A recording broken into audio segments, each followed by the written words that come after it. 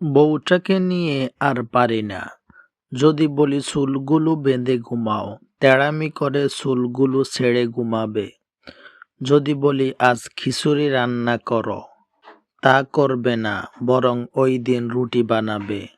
সব সময় তেড়ামি করবেই, প্রতিদিন দুই একটা তেড়ামি করবেই। মাঝে মাঝে ও নিজেই বলে, জানো না, আমার ঘাড়ের রগ একটা তেড়া। ঘাড়ের রগ যে কয়টা তাই তো জানি না, একটা না কয়টা তেড়া কে জানে। তবে হ্যাঁ, নামাজ রোজার ক্ষেত্রে কোনো তেড়ামি নাই। নামাজ রোজার দিকে আমার চেয়ে অনেক এগিয়ে।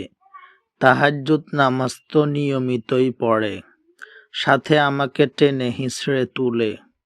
আমি আর কি করব, ঘুম ঘুম চোখ নিয়ে ওর সাথে নামাজ পড়ি।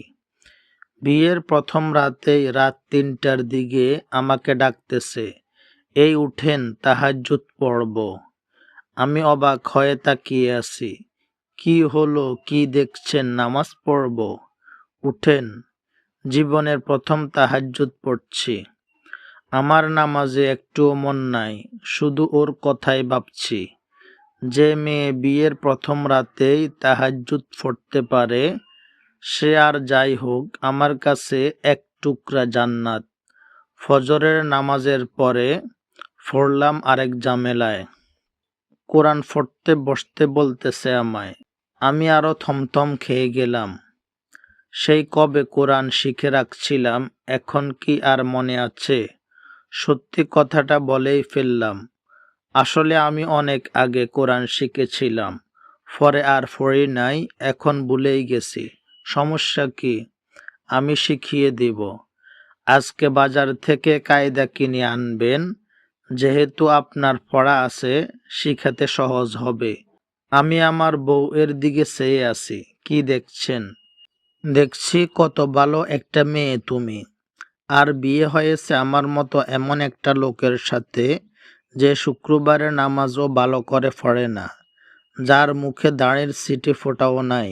সমস্যা কি? আগে যা হবার হয়েছে, এখন নিজেকে চেঞ্জ করে ফেলেন। রাসূল সাল্লাল্লাহু আলাইহি সাল্লামের সুন্নতে নিজেকে আবৃত করে ফেলেন। আপনার আজ থেকে প্রথম কাজ ৫ ওয়াক্ত নামাজ পড়া, দাড়ি রেখে দেওয়া, আর কাল থেকে কোরআন শিখা। কয়দিন পর কয়টা পাঞ্জাবি বানাবো আপনার জন্য। পাঞ্জাবি পাজামা পরে অফিস করবেন। এত তাড়াতাড়ি এত চেঞ্জ? হতে হবে। দুজনে একসাথে জান্নাতে থাকতে হবে না? দিনের পথে চলতে চলতে ক্লান্ত হয়ে গেলে আমি তো আছি, হাতটা ধরে টেনে তুলব। দিনের পথে থাকলে আল্লাহ তাআলা সংসারে বারাকা দিয়ে ভরে দিবেন।